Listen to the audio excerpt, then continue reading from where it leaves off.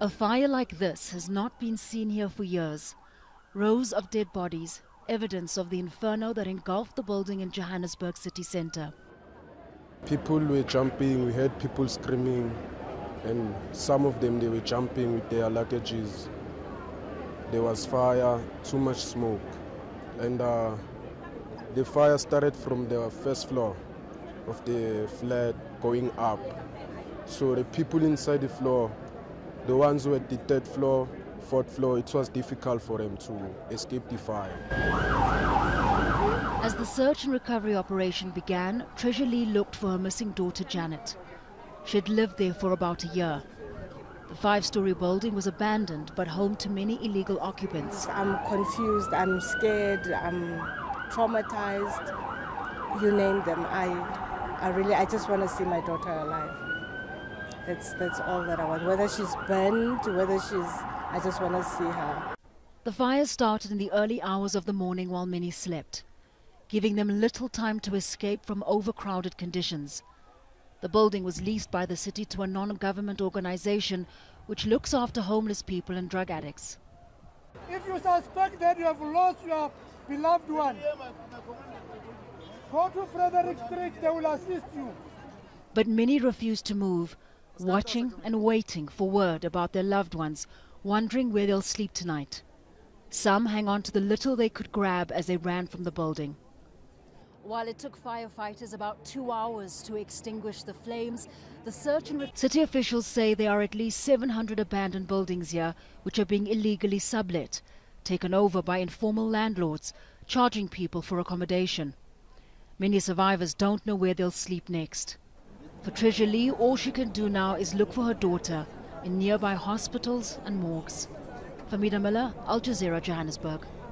And deepest condolences to the families that have lost their loved ones, and our prayers go to the families that their loved ones are in hospital. One thing that I think I must first clarify is that Usindiso shelter, it's a shelter that was operated by the city of Johannesburg. That was meant for women and children that have been abused. But the city of Johannesburg neglected and left that building to be the way it is now.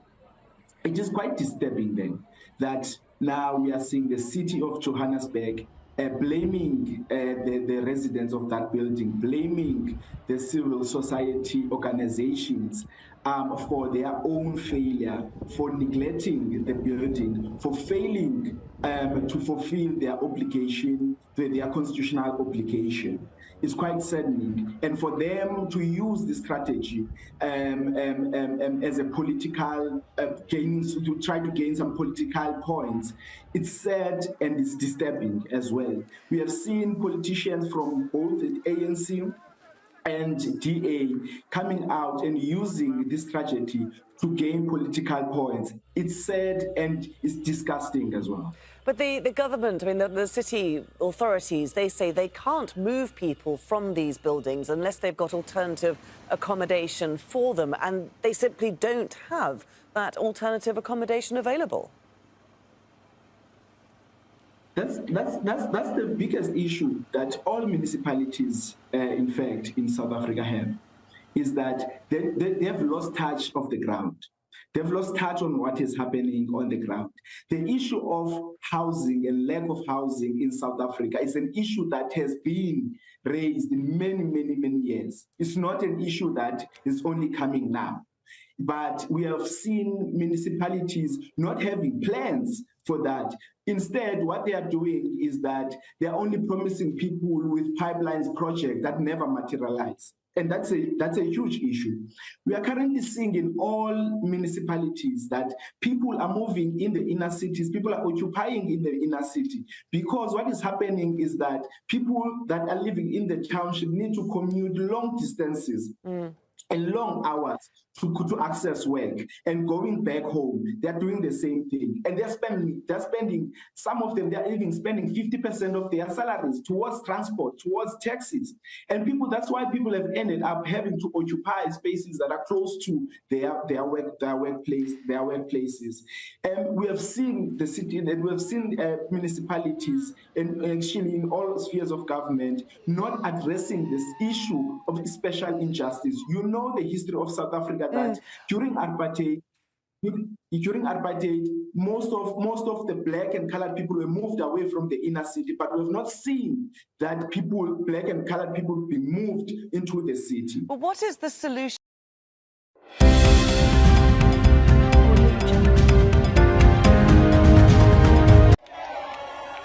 Crowds cheered the military in Gabon on Wednesday after a group of senior officers claimed to have seized power. That television announcement came just minutes after incumbent President Ali Bongo had been announced the winner of a recent election. The officers, who said they represented all Gabonese security and defense forces, said they had decided to defend peace by putting an end to the current regime.